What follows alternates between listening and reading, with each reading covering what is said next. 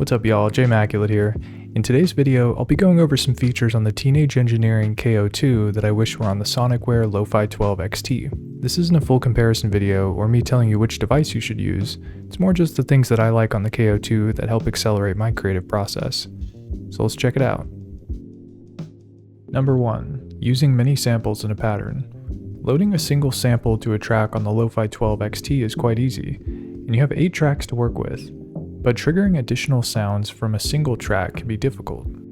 First, you need to parameter lock a different sample slot to a step.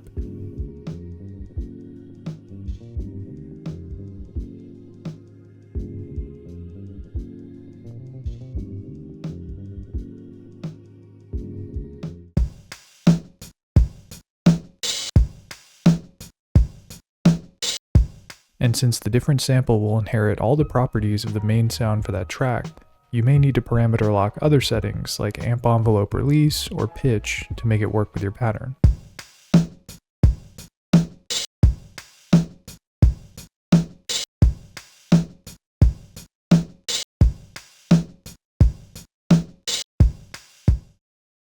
However, on the KO2, it's very easy to record or load different samples to each of the pads in the 4 groups. A, B, C, or D.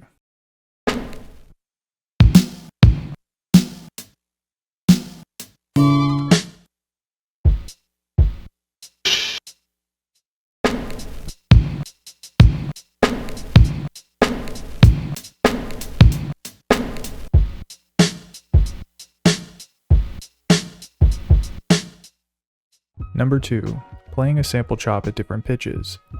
The Lofi-12 XT has a powerful slice mode, and once you've set the slices, you can adjust the pitch of each pad independently, which gives you great control of the melody.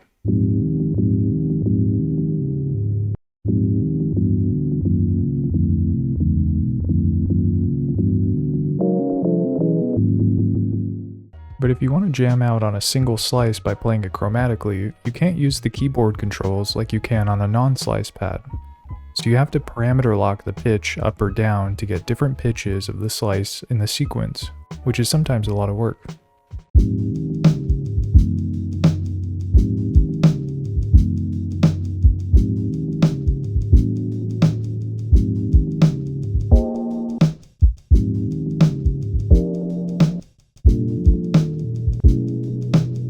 On the other hand, the KO2 can turn any pad, including those from sample slices, into a key group that you can play chromatically.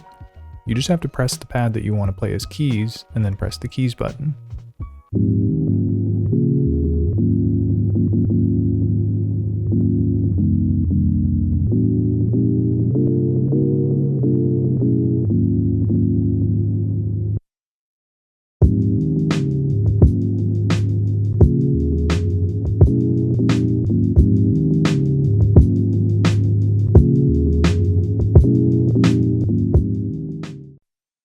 Number 3. Starting playback of a pattern later in the sequence.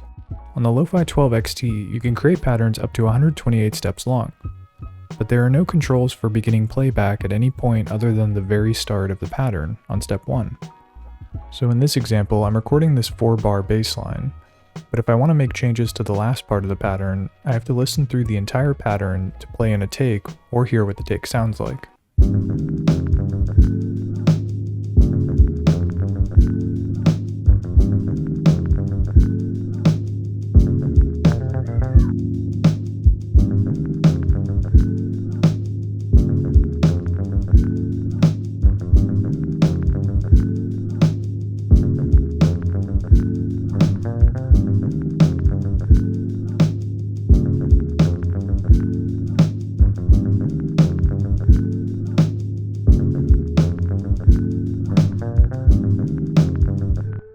On the KO2, you can navigate between bars by holding the shift button, then pressing the plus or minus button.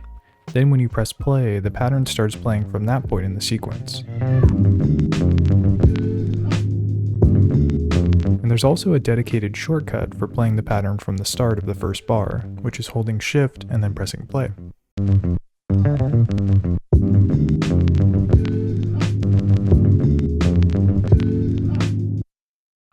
Number 4. Expressive control of effects. If you want to do real-time control of parameters on the Lofi-12 XT, your only option is turning these knobs. The knobs offer precise control, but it's hard to quickly do wide value swings, like what you might do on the SP404 when doing a filter sweep.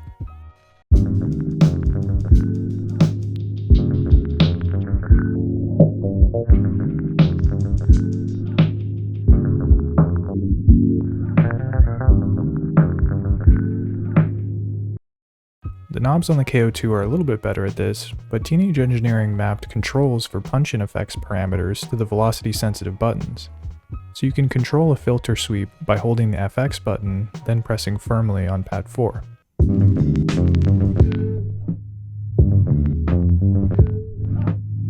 And as you loosen up the pad, the filter opens up.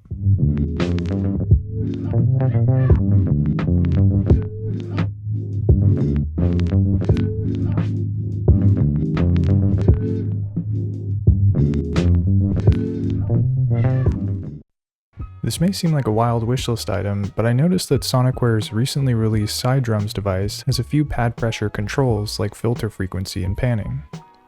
So maybe not that far-fetched to imagine using velocity-sensitive pads to control things like the master filter frequency. And number 5, autosaving.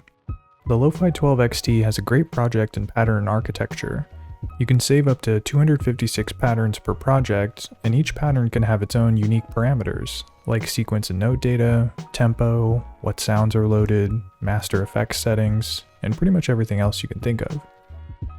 However, the patterns need to be saved manually to preserve them and make them accessible later, which is not uncommon on most samplers or grooveboxes. Many devices have a manual save process, but the KO2 doesn't have a save button or saving process. When the device boots, it recalls everything that's saved on it.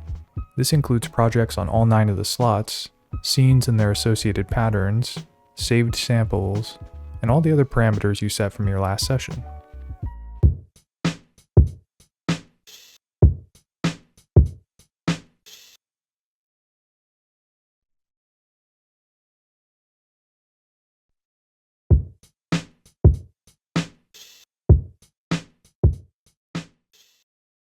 So those are the features on the KO2 that I wish were on the Lofi-12 XT. And again, not saying one's better than the other, because all samplers have limitations. It's more about finding what works best for you and what inspires you to be creative. Well, that does it for this video. Thanks for watching. See you next time.